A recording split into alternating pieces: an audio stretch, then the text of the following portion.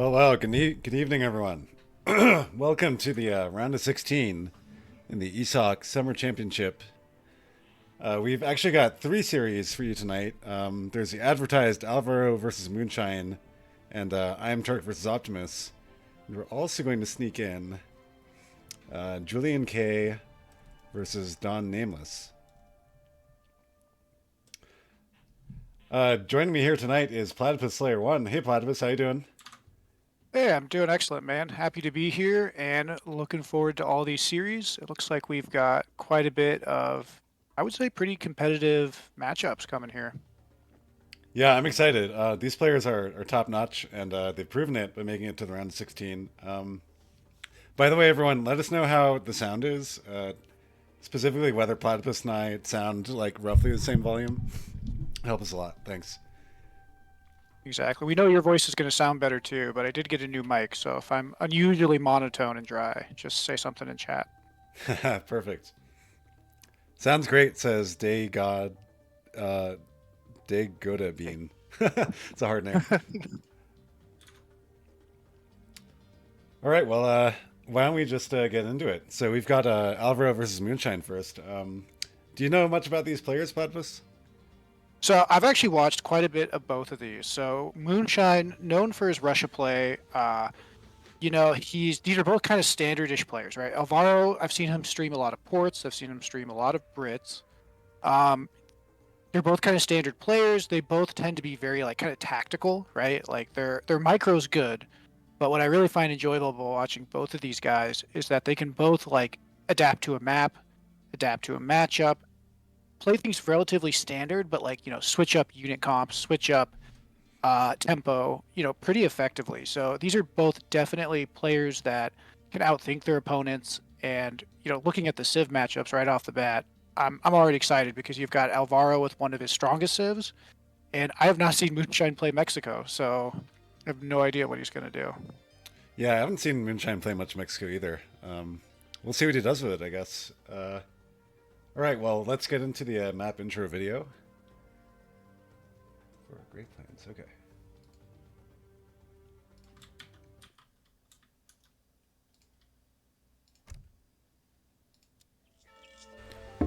The Great Plains is a broad extense of flatland that stretches through much of western North America. It is home to large herds of bison and a trade route with 3 trading post sites.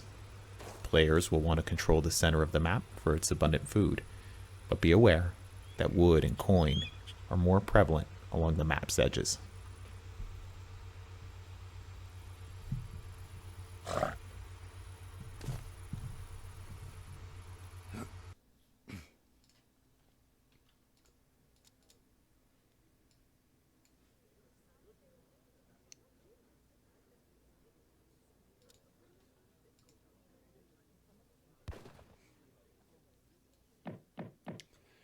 All right, here we are.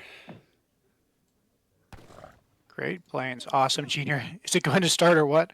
Come on, you gotta let us hype it, man. It's all about the presentation. You gotta sit back, relax, enjoy the ASMR of Lop and the genius of McLeese with making the overlays and stuff. So along with Mr. V. So just get settled in because it should be a good series. Yeah, I'm all for less talk, more rock, but I thought that was a modestly short intro. Anyway, let's see. We got a standard 2-manner start for the Brit here. Spore's gonna have a bit of a high five over here by the treasure.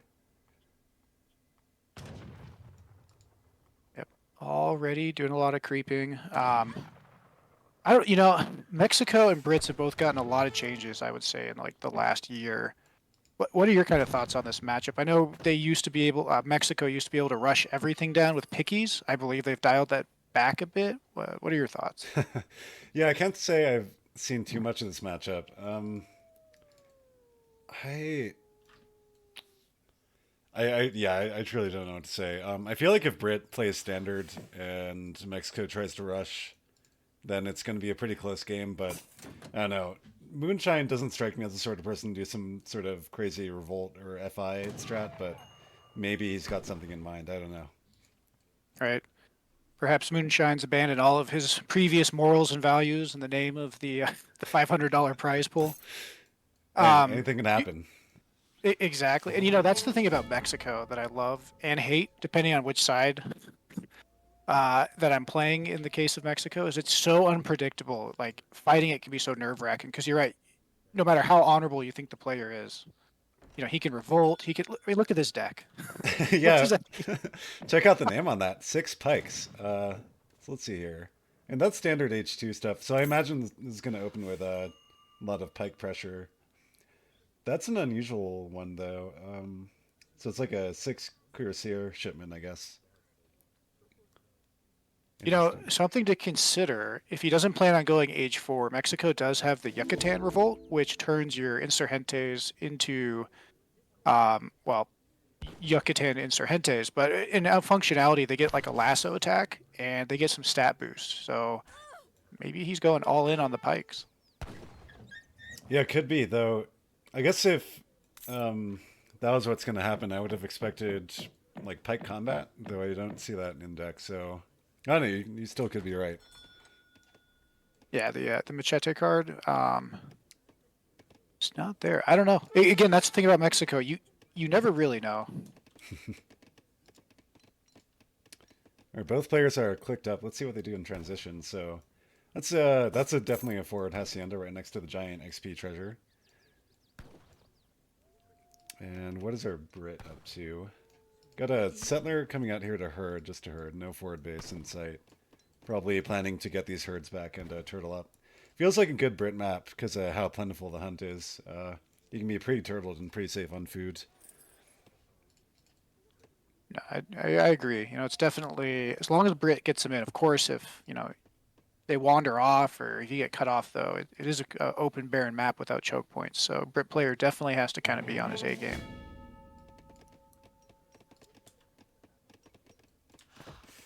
No VC in deck, so he's going to be saving that shipment in transition. Probably going to ship 700 wood first, if I had to guess. Let's see what's up with Moonshine. He did ship the cathedral in transition. Okay, what do you think about this plat? Don't always see Mexico do that. No, you often see it in revolts that they'll ship the cathedral because they want that XP curve, right? They want to get all their shipments out ASAP. I do believe that because it gives you extra XP compared to a normal church, that it's sometimes valuable to do that and then just use the XP crates to get your third shipment so fast anyways that it doesn't really cause you too much tempo issues. Yeah. Oh wow, look at this. So yeah, he gets a shipment at the beginning of H2 anyway. He's shipping 5 vills.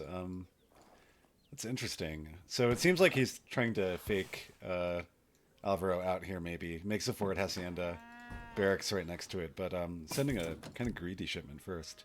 What do you think?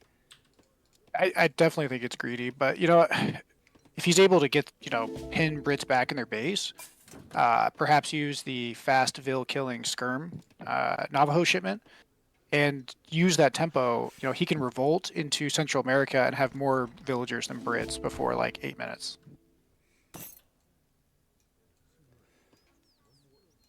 All right, first batch of pikes is out. Let's see what Moonshine knows so far. Doesn't know the tower's down. Probably can assume that it is. Gonna poke around from the side here. Okay, now knows there's a tower.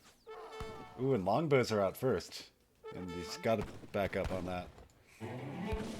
Definitely. Now, I do believe that they only nerfed the siege on the pickies, so pickies can still clobber in a big enough swarm most light infantry types. Ooh, and I think Alvaro sees him taking this camp and wants to stop him. Yeah, those explorers are in trouble with those longbows right there. Moonshine's got to bring his insurgentes over here to contest the contestation. But that's 10 longbows on the field now. Kind of scary. Nice micro, keeps the longbow in front, so he can't Z-move. Let's see. Wow, I really like too the formation of his longbow. Like talk about like maximum efficiency, right? To ensure that the pickies just can't swarm him. Like big brain plays right there from Alvaro. Yeah, so neither player gets a treasure, and both of them lose all their explorers. But seemed like that was a good trade for Alvaro there. Oh, they called minutes too. and he's making musk behind. By the way, 700 wood, 600 wood been shipment so far for Alvaro. So is Mexico going to try to respond with some sort of unit of their own? Like, We no, got a stable okay, doesn't have a. coming. Oh. Yeah, Chinacos will absolutely, wipe out that comp if they can get to grips to it. But, I mean, yeah, now there's Musketeers. This is tricky. I would definitely say Brits here are looking pretty powerful. Yeah, this is a bit of a scary push here.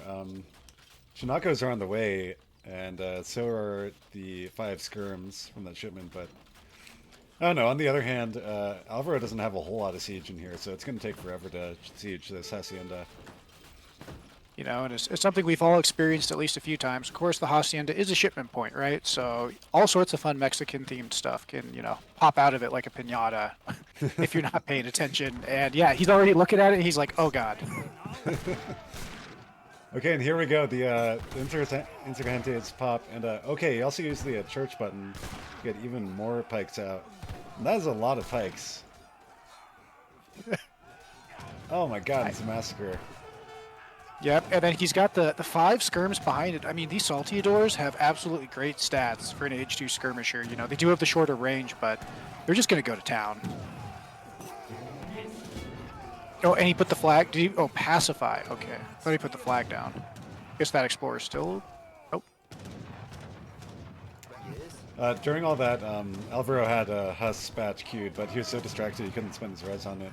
I mean, Huss probably not what he needs here anyway. Still a ton of pikes alive. And Pickies actually do pretty cost-effective against pikemen of their type. So, I know he's scared of the Chinaco pop, but res to res, right? Because the Picky only cost food. They are much more efficient at taking down enemy pikemen. So, not quite sure why he called them or made them. There we go. Maybe it was a misclick. And now he's making pikes. That's the right call. Okay, those Huss are not getting too much done. Got to switch over to Minutemen here for Alvaro. 3 Chinacos coming out.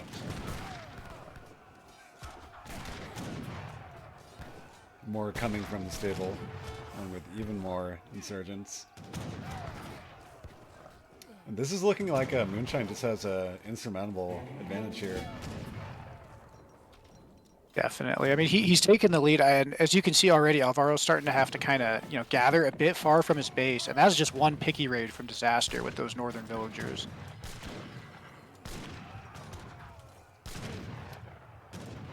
Yeah, Alvaro sending his last unit shipment here, going to be the 6 longbows.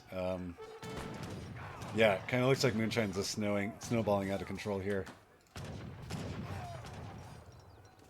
Though, yeah, anything could happen. Alvaro hasn't taken any eco damage yet.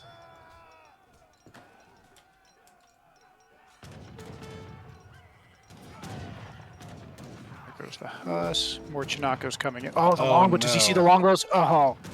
Oh, but he's got a counter thing of Musk. Okay. Yeah, and Moonshine's already... He's not quite paying attention there, so he only gets 1 longbow in exchange for the 3 Chinacos. That's a pretty good trade. Yeah, this constant flood of insurgents is going to clean up that longbow group, though. And now we're starting to see villagers go down on Alvaro's side. Vill count's very close. Yes, and Scarelioff too. I mean, with that hunt being so far out and none other herded in at this moment, if for whatever reason Moonshine's able to push him off that buffalo hunt to the north, I think Brits are going to starve. Alvaro's out of military shipment, so he's sending 4 vills. I mean, I guess that's about the best he can do. Right. I almost would suggest even 700 food. Well, I guess you keep that in queue in case you get chased off, but...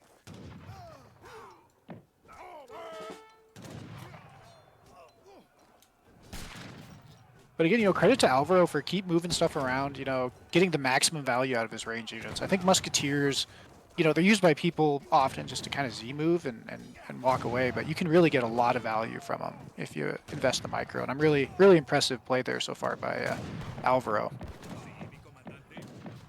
Oh no, now he's on the Bills.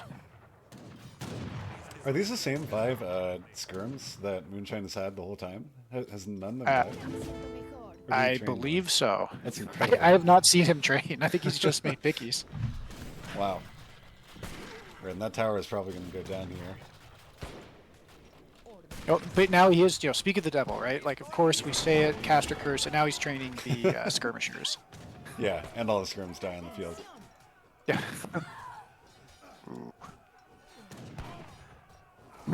25 idols. Wow, yeah, I guess they're all in the town center. Would really love to see Alvaro sneak some builds like over here onto the hunt. At this point, I think you have to be gambling like that to get back in the game. But yeah, there's just a massive idol going on. Exactly. And yeah, now the Chinako are on top, and I mean Chinakos are such a great cavalry unit. They're really like everything in Naginata wishes it was. Just a great unit. They can brawl against Huss pretty well, at least until the cards come in for the British Huss. So, yeah, and Alvaro, he needs food. That's always the downside to Brits. Someone at my kind of lower elo, Brits always feel so overpowered, but I think on display here is one of the weakness of them, which is they have to do something with all their villagers, and they have to expose their villagers past a certain spot for a certain time. And it's going to get riskier and riskier, and all it's going to take is just one picky batch or Chinako batch to GG Alvaro permanently.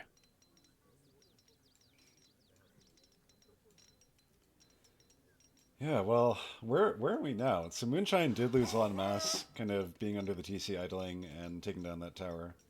So, Alvaro's managed to stabilize himself a bit, though. Yeah, the hunt in base is now pretty much exhausted, so he's going to have to extend himself to get on to the bison herd over here, probably. And it seems like Moonshine knows it. He's moving his army towards the northwestern part of the map. Yeah, I mean, if you look at the mini-map too, Mexico's also kind of out of the base, so I think he's positioning himself in a way where hopefully he could catch any Hussar raids. Yeah, that's a good point. His villas are very exposed as well. Yeah, somehow he doesn't have... he sees this herd, which is not being hunted, but just out of his line of sight is this herd. Though I think he must expect that the Brit is over there somewhere. Oh, and Criollos now coming in. This is a card we saw a lot on the introduction of Mexico. I have not seen in a long time. And I wish I would more see it often because I think it's such a great card. I mean, 9 Musk shipment, age 2, plus they do Shadow Tech, I believe. Someone in chat correct me if I'm wrong, but yeah, really solid. Oh yeah, and their consulate units, they're a bit stronger. Yeah, that's scary.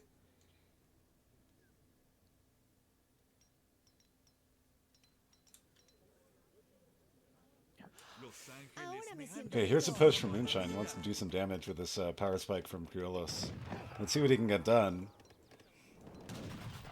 Ooh, another batch of Huss, so I think the decisive fight's coming here. Because at this point, I think Brits are going to keep booming, right? And Mexico has to figure out a way to end this game. You don't want to idle too long, unless you've got some cheeky revolt, which I would say the Central America revolt. Then you lose all your cards and you have nothing to unrevolt from with Age 4 deck, so... Right. Okay, Moonshine backs off. Saw that Alvaro has enough of an army to give him a hard time. Gonna come back in.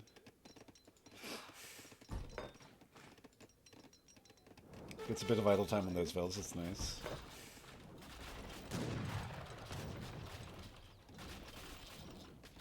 Yeah, this Rax is going down. I don't see it staying up in time. No way. Wow, Okay. gets it. Let's see if he can get away now without taking too much damage.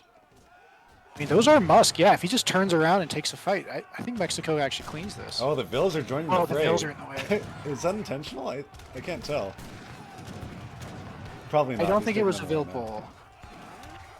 I think it was Age of Empires 3 bespoke, perfect AI prioritizing at work. Because look, you see the villagers now in the north, they're also coming over.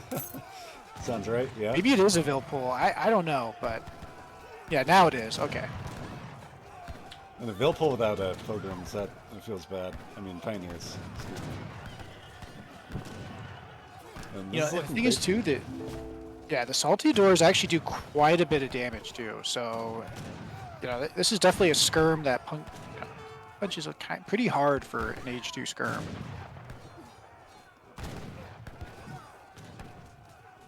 Here come more pickies. Yeah. So that Huss, that's got to be disheartening. Note, by the way, Moonshine has more vills at this point, 43 to 36 and falling. Well, and what's crazy is, he could revolt and get, I think, by this point, probably 14, 15 vills within like a minute. Yeah. Mexico things. Yep. Moonshine taking his vills over here. I guess he didn't feel safe enough to go over there to the Bison. Nice thinking from him. Like, the one great way to lose the game right now would be to lose half your vills to a Huss raid. So, respect it. That's a safe move. Okay, and that's it. Grogu has tapped out, or Alvaro. GG, Moonshine takes game number 1. Man, good job, Moonshine. And good defense, Grogu. I think until that very last fight, this was absolutely a competitive game. That was just really good, like, game sense from both players. I don't know. What are your initial thoughts? It feels like Brit should be able to do better there. What am I thinking? Like, there are some Brits that really love to play longbow walls. I feel like some walls there, underrated unit for sure, would have allowed him to get better trades against Moonshine. Like, it's true that the pikemen kill walls really quick, but I don't know. You also kill pikemen really quick if you got 10 longbows on the other side of the wall that nothing can hurt. Yeah, definitely. The thing about Mexico is that because Mexico is so unpredictable, that I think if you're a civ like Brits, you're going to try to play as standard as possible. And sometimes that standardness, allows Mexico to kind of pivot into whatever screws you over, right?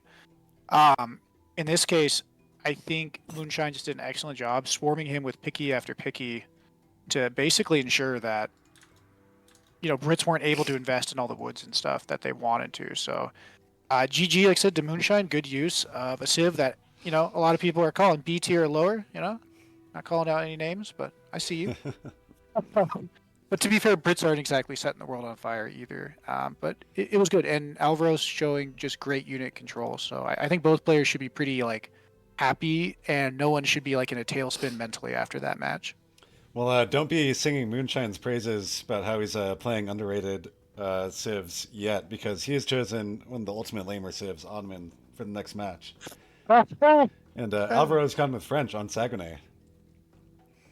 Right.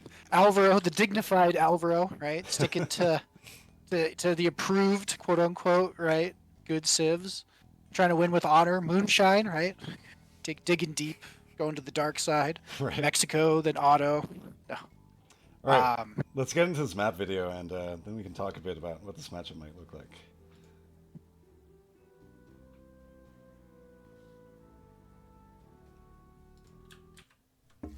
Summer or winter, there is no shortage of resource here.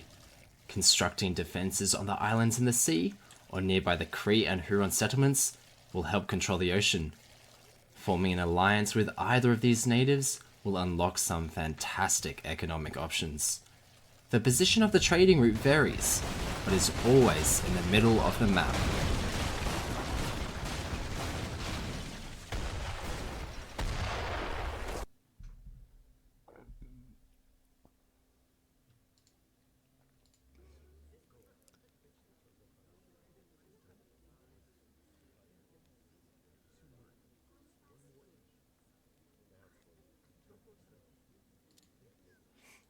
Okay, here we are. Alvaro on French and Moonshine as Otto on Saguenay. What do you think about this matchup on this map? Well, we definitely know Ottoman water is an absolutely deadly combination. And by the way, people, predictions are up. On paper, the Obus Gunner does just about beat everything, but I've seen a lot of French players just kind of grind Otto down, right? If they're able to keep Otto to 1 TC and not get control of water, control of a trade line, I feel like France does have the better economy, and the Cuirassier is really a thorn in the side of Ottoman players, right? So I think France can win this, but I honestly think for almost every civ in the game that the Obus Gunner plus whatever unit your army or Civ can't counter very well is just GG. If it gets masked. Oh wow, Moonshine having a naughty name for his explorer. I'm not going to say that out loud. Uh, so Moonshine here not going for the dock opener, instead going for the standard mosque TP. I'm intrigued by the location of this TP. I guess in the absence of any specific plan, I would have made it over here on the safe one, and that is what Alvaro has done as French. Certainly we're not going to see a Silk... Oh my god, he's got Silk Road in deck. We actually are going to see a Silk Road play. Wow. That's not something you see, typically, especially on a shared TP map like this, very often. Yeah, how's that for a blast from the past? So I guess he's thinking that Alvaro really wants to do a semi or an FF or something, and he'll have a perfect opportunity to swoop in there, take the whole 4 TP line. Well, we'll see if that goes to plan. Yeah, this feels like one of those like plays that if Moonshine pulls this off, everyone's going to be like, "Oh man, big brain," and then if it fails, everyone's going to be like, "Dude, why? Like, why would you do that? What's wrong with you? Like, how did you get into this tournament?" You know, we Yeah. love you, Moonshine, but yeah, no, it's a ballsy play, and you know he's already up a game, right? So if you think about it too, like from a competitive angle, what a good way to get in someone's head by like pulling off like crazy Civ and then like a crazy play with a legacy Civ. Yeah, ATP Silk Road plays like this are just so off meta right now. I feel like I should take back what I said about Moonshine playing the lamer Civ. This kind of balances it out. Right. So, somewhere out there, the spirit of Keister is watching him, nodding in approval for this type of Ottoman play. Looking at Alvaro's deck, nothing too special going on here. Just standard French stuff. Looks like he's got the water cards in there in case something happens, but he's probably scouted it out and seen that there's no dock. Yeah, really excellent scouting. I mean, the whole shoreline was revealed there. Again, showing why Alvaro is an extremely strong player and competitor. Both players going up with 400 wood. Standard stuff so far. Now, yes, we do have the forward villagers here. Alvaro's not seen it yet. Though he has seen the location of the TP, so... And obviously he's seen the Silk Road index, so it must be on his radar that there might be a forward base coming. I almost wonder, too, if this is like a precursor to an ASAP rush. Because I think France absolutely does not want to face a swarm of these ASAPs, right? Because those ASAPs are just... They're ridiculous right now, and they will kill just about everything in Age 2 that France has. Yeah, we'll see if Moonshine does something even crazier than what it already is, I guess. There goes the barracks in a very aggressive position. That is behind the trees here. It's nice positioning. Alvaro, knowing that he's basically pushed Moonshine's Explorer off the map, gonna go for this. Is that a 100 wood treasure? Yeah. That's a really nice pickup for him. Exactly. So what's going on here? Probably going to see steel traps and 4 CDB come out. No, 700 wood first. Interesting. So maybe he's expecting the rush. In fact, does he see it? So he's only just spotted the forward base. He had 2 CDB going out to try to make some barracks out there. But yeah, I'm a little bit surprised he didn't spot this. I guess his Explorer was occupied, but he still got his scout alive. So yeah, I don't know. Maybe he's just really confident he can handle it, even if he doesn't scout it in time. Back in base, looks like stable and barracks. Yeah, Jan. So this is like a classic kind of Jan Abus push, is what this is looking like to me. And I think the 700 wood is probably the correct play because France is going to need quite a mass to be able to hold versus all of Ottoman's units. Yeah, I think you're right. Need that injection to res ASAP. Moonshine going to get that 135 XP treasure. Very nice. 700 coin was the first shipment to get those Abus gunners out, and he's going to follow that up with 700 wood for some houses. And teepees, I suppose. He's going to have to either buy wood or do something really fast, because I don't know if he can get the full batch of Abus out. Yeah, I guess it's just going to be a 4 batch. Still not nothing. Yeah. But 4 batch of Abus still gets the job done. We've got Huss and crossbows on the way for Alvaro. Jans have begun sieging the trade post. What's going on up here? Taking a treasure with the explorer. Nice. Yeah. You know, I really appreciate, as someone that's like not a pro at all, like just the amount of multitasking these guys are doing, right?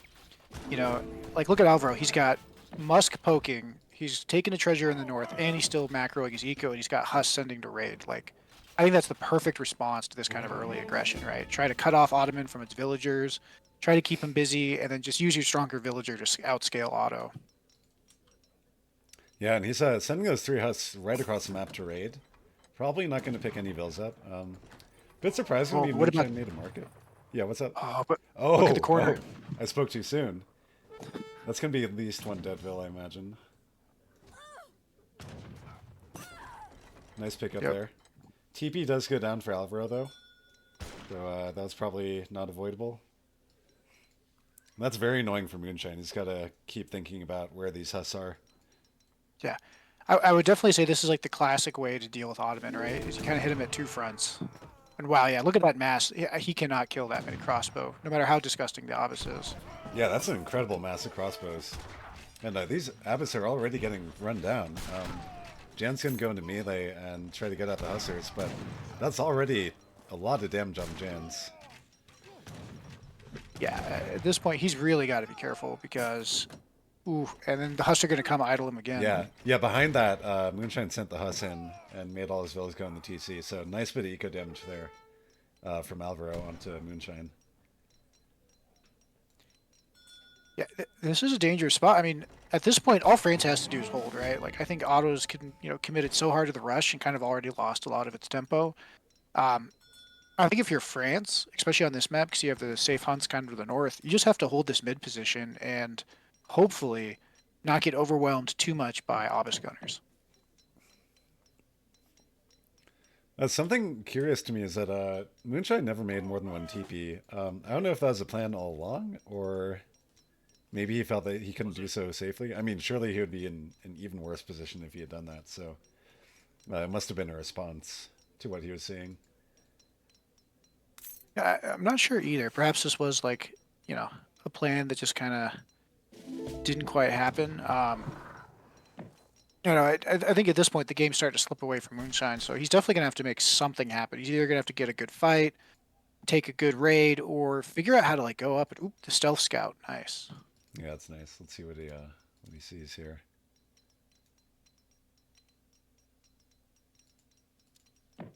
Gonna push the forward base, Alvaro is. That's one scary mass. And look where the crossbows are, right in the trees and the military building. It's going to be hard for these 3 dailies to get in there. Yeah, I think so.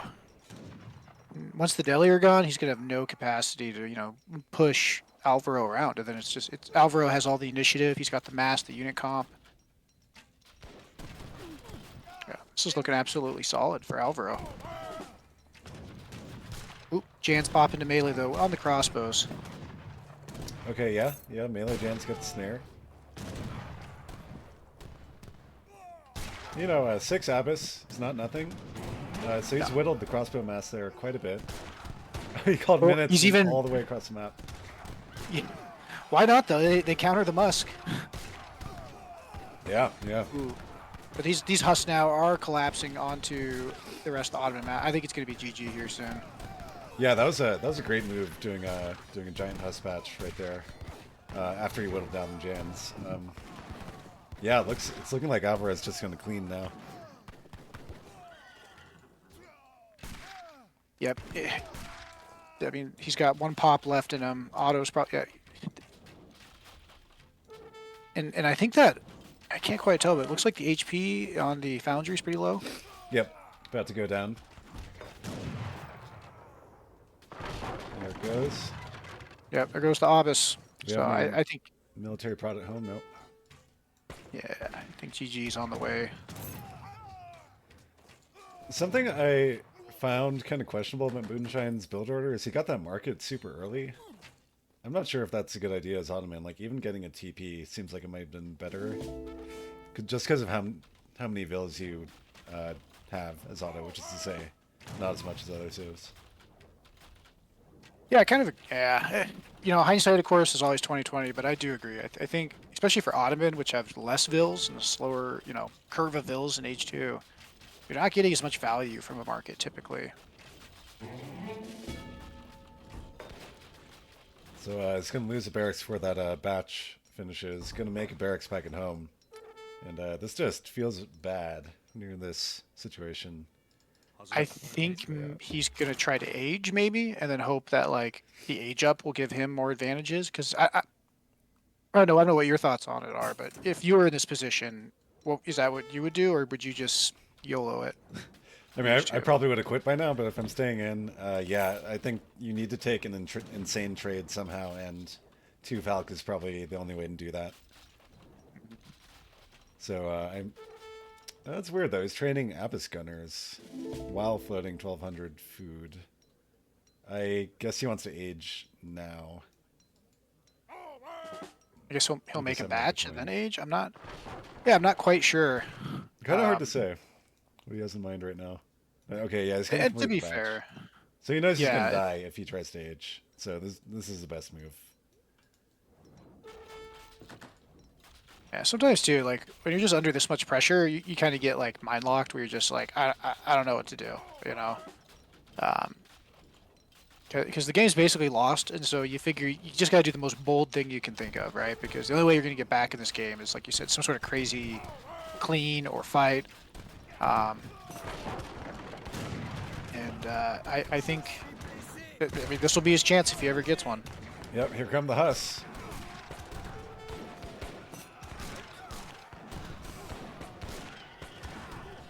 Okay, those jams are where they want to be, but unfortunately the bounce mass just isn't working out for them.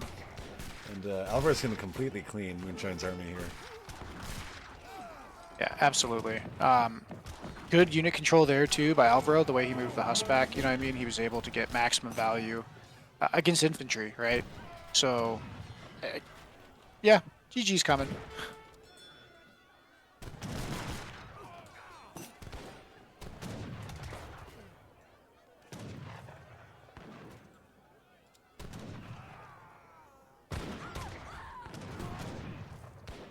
Even snagging vills, yeah.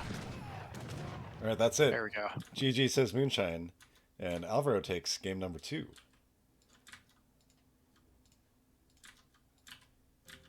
That was okay. You know, I don't know. It feels like Moonshine's like beginning, whatever he was doing. It wasn't like perfectly optimal. And again, Ottoman, while definitely one of the strongest civs in the game, if you're watching this, you can see like you can still mess up his auto. You can still kind of make the wrong choices. Yeah, I just felt like he was not able to get enough of a mass to do anything. It's like maybe he was trying to psych Alvaro out, like you said, like a fake out, and it just didn't work. Alvaro didn't take the bait. He did standard. He reacted to early aggression. He got the mass out early, and then Ottoman was just on the back foot for the rest of the game. Yeah, I think I agree with you that the Silk Road is probably a bait, and the plan all along was to take 1 TP. But yeah, Alvaro knew exactly how to take that rush apart. All right, so game number 3 here is going to be Alvaro on Germans and Moonshine on India on Cascade Range, a map that we haven't seen in a while. Why don't we hop right into it? Let's get that map video playing.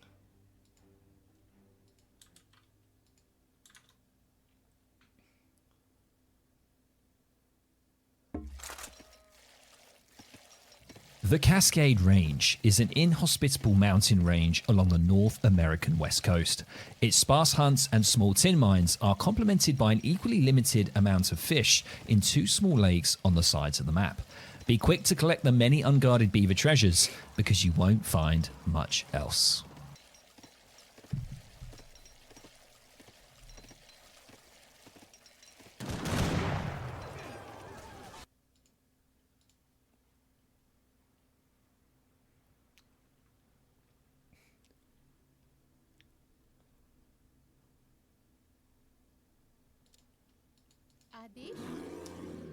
All right, here we are. Moonshine in the top left and Alvaro in the bottom right.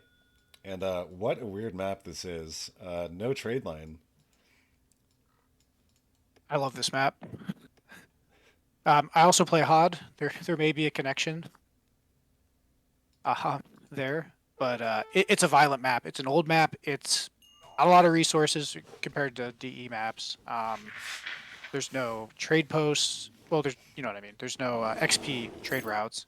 The Nats are pretty basic, nothing too tricky, although they did tweak them recently. So guys, watch out because you can 10 batch pikes from these things. And yeah, that's kind of my initial thoughts. What are your thoughts? Yeah, the fact that there's no trade line on this map really sets it apart from, I want to say, like almost every DE map. It's definitely the older maps that tend to have no TPs. I'm really surprised that Alvaro picked Germans, given how much Germans like TPs. So I wonder what he's thinking.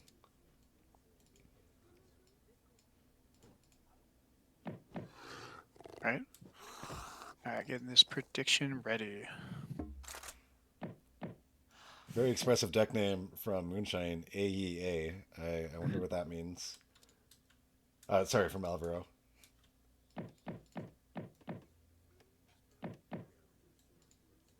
And you are right. Evolution, there is no standard 1v1 map that has no trade sockets, although there are some team ones. So, yeah. Also, too, India's received a lot of nerfs in the last patch. It's definitely has, I would say, nerf whiplash a bit, right? Because your tempo that you've had for at least a decade, basically, has been changed again for the second time, I think, in DE. So, I don't know, but Germany without a trade.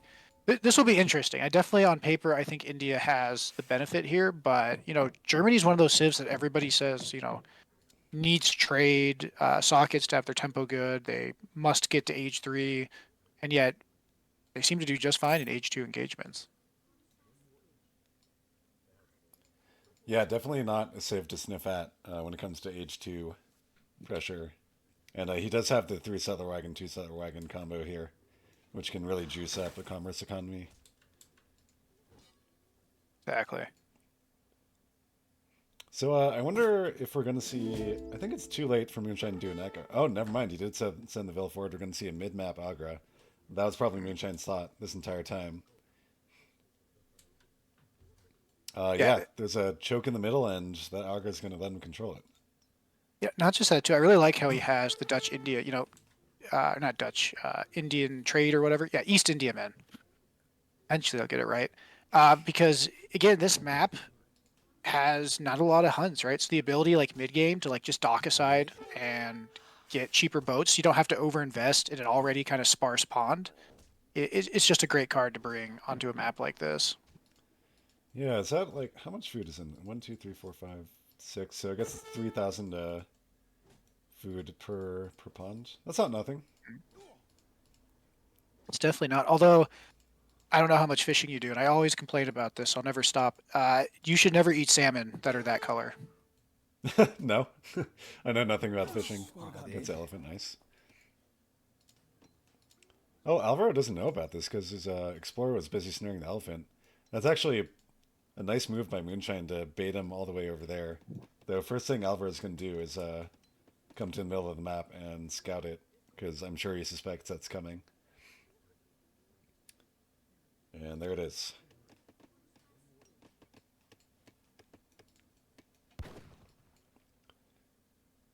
Wait, what's wrong with the red salmon? Can they even get that red? Like, Oh yeah, it's when they're spawned out. So if a salmon looks like that, they're completely spawned out. They're rotting. oh, Um, they should be chrome colored, like like you see them in the wild. It's when they go up rivers and spawn that they turn that color. But I know why they do it. It's a very distinguishable color. I see. Well, maybe Moonshine will think better of it after all. Yeah. All right, Barracks going down in base for Alvaro. So we've got 700 wood coming out first. It looks like he wants to try to bust this. If he's not shipping the 3 settler wagons first.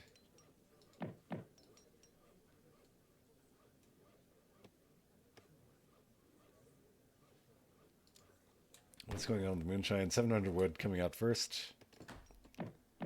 And oh my god, Rajput's in queue for the Ulans. I like this play a lot. Yeah, I haven't followed all the India changes. I know that Rajputs before last patch were definitely overpowered. I believe they got a pretty significant nerf to both their card and their base attack. So I don't know how they shake out now, but I mean it's a fast pike with a pretty solid hand attack. So sounds pretty good to me. Ooh, the Ulans and the Rajputs just barely miss each other. Yeah, these guys are definitely better than they were at the launch of DE. At least they're 10 food cheaper, and I think their base damage has gone up a little bit. So Rajput's just chilling out here, but the Ulans are at home. These fellows ought to be fine though, except for this one out here. Yeah, I think he's not long for this world. Yeah, he's right next to a hunt too, so those Ulans should be able to spot it if he's scouted the back part out. Looks like they won't see it though. Nice. That's a bit of idle time there. All 9 Rajputs coming home. Let's see what's going on Alvaro's side. Ooh, Doppel is on the way. Ooh. So, Yeah, Rajputs may be buffed, but I don't think they're going to tangle with Doppel soldiers. no, I think Dops win that fight. So yeah, we're going to see a bust here, and it looks like Alvaro wants to keep this hidden for as long as he can. Moonshine definitely doesn't have any info on his units yet. Does he even know he has a barracks? He does not. So for all Moonshine knows, this could be some sort of semi. But it's probably a hint that I think the 5 batch of Ulans would have hit by now, so he must suspect there's a barracks play. Definitely too, and knowing that Germany's, tempo is kind of reduced on a map like this too. I mean, you should kind of expect some sort of age 2 pressure, but I mean, look at that score. You got to be feeling the pressure, I think, if you're Moonshine, and knowing that there's a large German mass somewhere. Well, let's see if he's going to see it. It's right on the other side of this fog. Okay. Yeah, Alvaro's revealing his hand. Going to try to get some trades on this Rajput here. Elephant being very annoying and Here tanky. comes the Dops. Dops joined the fight. And Alvaro ought to clean here if Moonshine commits, but he doesn't. Rajputs are so speedy. Only loses a few Rajputs and the Explorers. Still a nice trade. Good control there from Moonshine. I mean, definitely using the Explorers, right, to sacrifice themselves, get the snare off. But this is dangerous, right? Because now, not only do you lose houses, which hurts for India because everything's wood-based. If you lose your forward base, it's GG. And Germany, yeah, now sending the second batch of settler wagons from the home city, or the first one. Yeah, it's rare to see great. the 3 settler wagon this late, but yeah, I think it's a great shipment right now. What is Moonshine up to? He's got, looks like he sent 300 export. And yeah, the delis are on the way now. Okay, I like that move backing up after he gets the 2 houses. We got the ESOC free real estate. Yes, free real estate. Oh, more Dops too. Ooh. Okay, we're gonna tangle. This might be a bit premature for Moonshine. Yeah, those Dops are just going to make mincemeat of everything. Look at those Dops. Yeah, you've got at least 10 here. Oh. This is the German players' money. Like what they dream of right here is the Dops actually landing on something. Yeah. Units standing still and getting hit by a giant sword. Yikes. This is looking like a clean. Ooh, yeah. Okay. Moonshine taps out. I would too. That's some rough stuff. Yeah. All I can say is, gosh, that was brutal. Man, Alvaro, what a beautiful setup there, to mix in the Dops. So often, like, I feel like Dops are one of those units again, like, you have to make them at the right time and hit at the right time, or they're just a huge sink of points and resources. So just absolutely props, to deal with that kind of Indian ball of various type of units that like to bunch up together so they don't get hit by the Ulans. Just really excellent play there by Alvaro. Moonshine, I think, not able to get his plan off in time, and just sometimes you get dopped. Sometimes you get dopped. That's right. Yeah, loved how Alvaro played his hand there. Kept his comp pretty hidden until it was time to mash everything into Moonshine's army. Great play there. Game number 4 is going to be on. Wait, which map is this? Central Plain, and we're gonna have Alvaro on Japan and Moonshine on Hausa. So let's hop into that map video right now.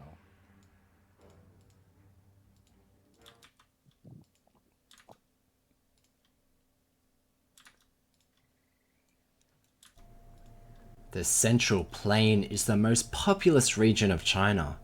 Its rich and fertile open grassland is crossed by an extensive trading route that separates both players. Controlling it is a reliable way to grow a powerful economy. Fierce competition over each trade post is essential.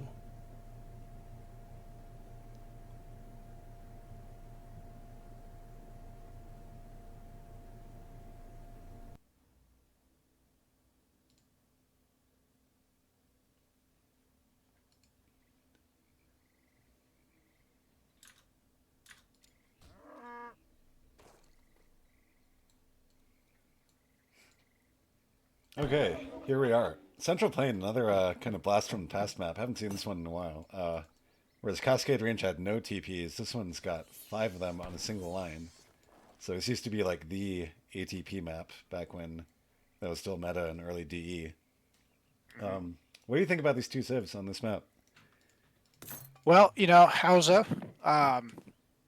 There's any Hausa fans, I'm so sorry, but it's pretty good.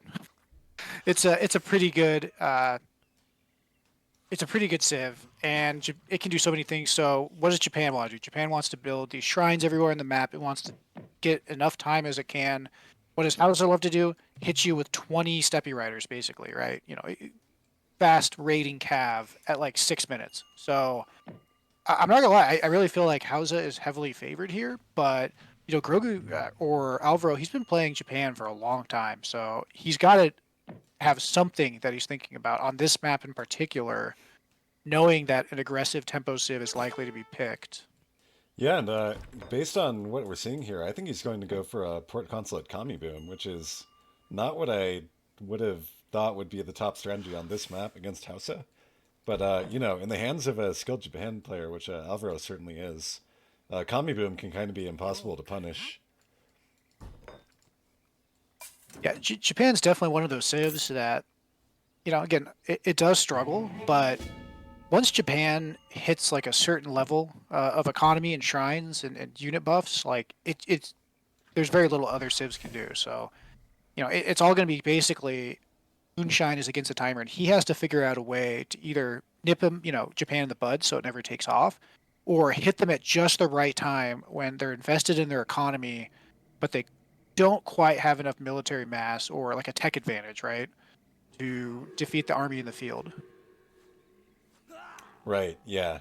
Hausa definitely has to stomp out this boom quick. And I mean, so it looks like Moonshine's going for exactly the way you would think to do it, which is with Songhai, just raiders everywhere.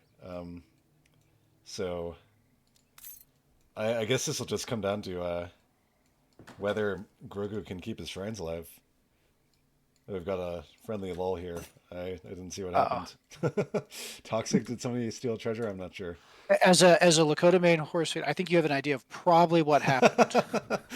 That's probably it, isn't it?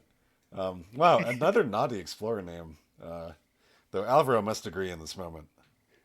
Yeah, he's probably saying the same thing.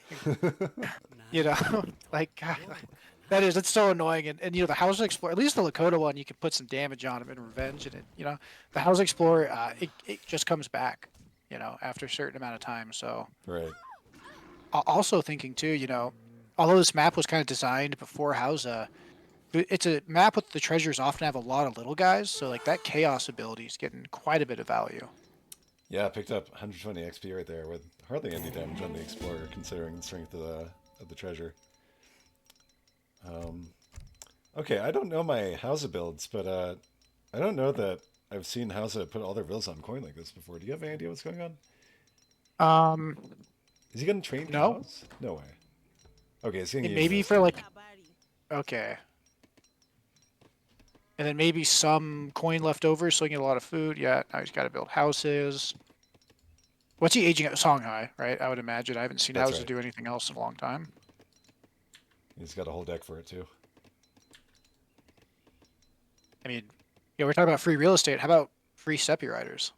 Like it's a good deal, It's pretty nice, yeah. And right? okay, Alvaro's up with the Toshogu. Evo was wondering if he'd age with Tori, but yeah, with Port Consulate Kami, I've only ever seen Toshogu personally. There was that kind of 300 food build that's been rocking around the ladder recently that might been perhaps a bit more effective against this build. But again, every play in Age of Empires 3 seems like the wrong one sometimes till it works. As we'll be seeing probably later today with our guy Opti, right? Who's kind of famous for Opti magic. Right. This level of greed looks a little bit risky and maybe not the right choice until it holds, and then you've just won the game. Yeah, and speaking of greed, Moonshine has gone with the Songhai age up, but now has 2 universities. He's going to put this one right next to the TP. He's got another TP in queue, so maybe rather than just trying to stomp out the shrines, he's going to try to go for a stagecoach play and just hold his own against the Kami boom. If he gets an influence curve going, which, again, Hausa absolutely can. Oh, yep, Palace of Amina, too. He can just spam those raiders all over the place. And Fulani Raider probably, at least in the open, right, should beat Yumi Ashi. Right. Maybe even Naginata pop to pop. I'm not quite sure on the stats on that one, if there's someone smarter in the chat they can say, but Naginata are not like Hus. So the lower base attack, the Raiders might not be as vulnerable to them. Already 8 shrines on the map, by the way, and the Toshogu, of course, counts as 2. So we've got 600 wood and 4 Vil on the way for Japan. The Raiders are out, but Alvaro does not lose his Explorer, which was right there taking a treasure. So what is Moonshine going to do now? So yeah, he shipped that palace, and I imagine... Oh no, it's in base. It's going to get that trickle rate up for the university from 1.5 and 2.25. This one's on 1.1 on the TP. He's going to start killing those shrines with the Raiders. And they got Jav Riders on the way. What do you think about the Jav Riders here? I'm a bit surprised to see that. Yeah, I'm not quite sure. Javs are great units, don't get me wrong, but they don't really have a lot of siege, which you would think is be the primary focus. They don't do great against Musk. They're not bad. They're like most goons, right? They can kind of beat some Musk, but it's not very cost effective. Yeah, I guess all I'm thinking is, when was the last time you saw Japan open with Nagis? I can't remember last time.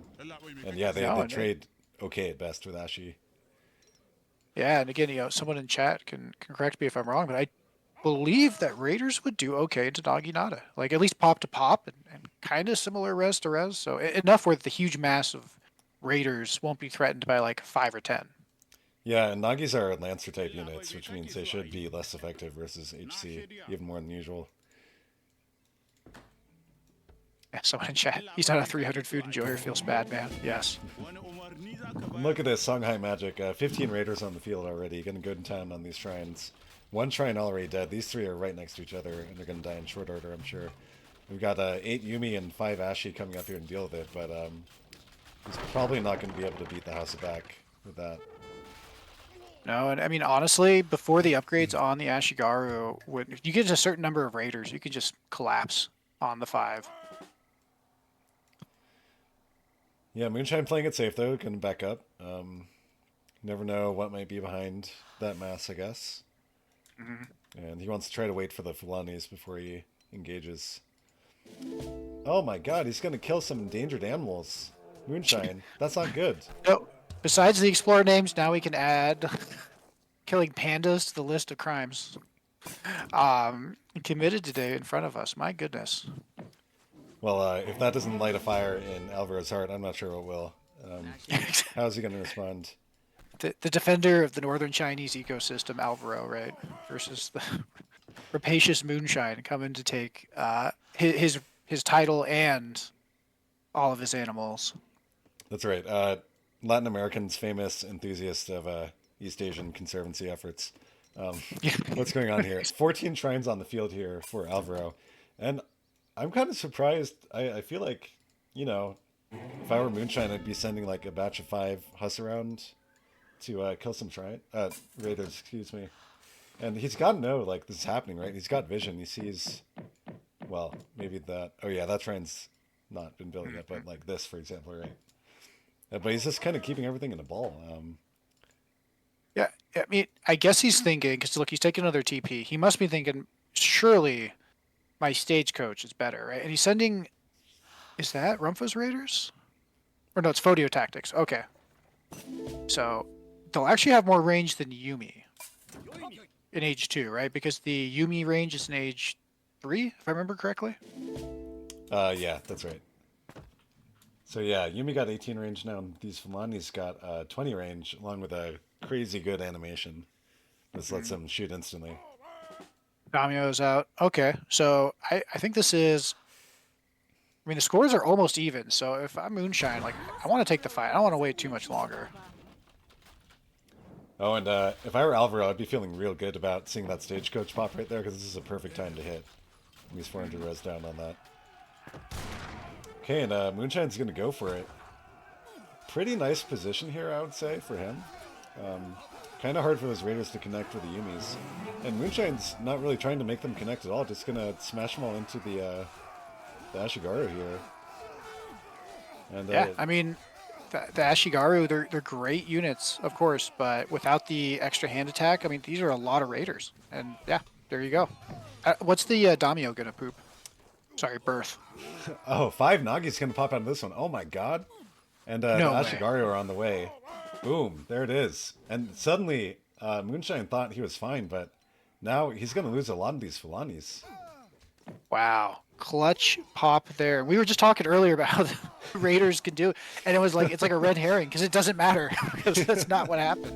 And look at that. He micros a Daimyo over there to pop the Ashis and ahead of the Fulanis. Amazing play here from Alvaro.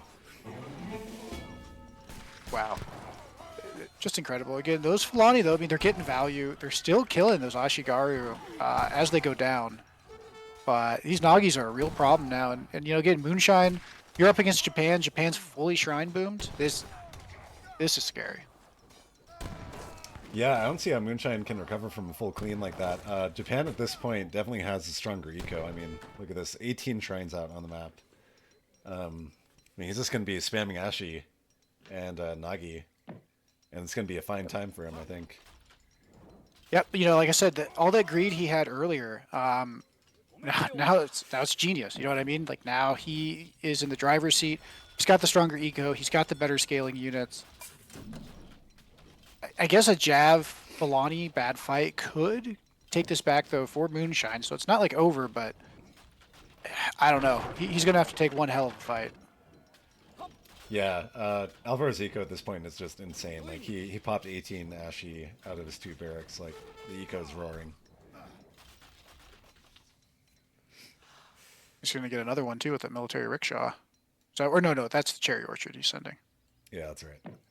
Thought it was the consulate Japan rickshaw. So it kills Moonshine's University. That hurts. Looks like Moonshine shipped to the Berbers. They'll help with the Nagi, I guess. Yeah. Trade very well against them. And there are no Yumi on the map right now either. But yeah, Ashigaru's good unit, so it still might not matter. And I think he's just playing a little bit passive. He needs to be like pressuring these shrines and just trying. You know, even if you give him the runaround, it's better than just sitting here because I think he's just going to die if he sits here for too long. I know House is very strong. Japan's supposedly a weak Civ, but what we're seeing right now is, you know, Age of Empires 3, every Civ has a win condition, and I don't think there's a single Civ in the game that can't beat another Civ if it's able to get to that. And I think Japan's, it's arrived. It's there. Yeah, so Moonshine's had his TPs on influence, and that's going to let him get the dervishes out in addition to these camels. But I mean, that's just a scary mess.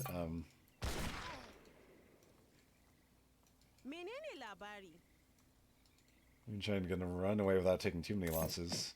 But this TP is toast. Wouldn't be surprised if we see Alvarez maybe put down some TPs on the stagecoach line himself. Definitely. And I mean, this is match point, right? Because it's best of 5.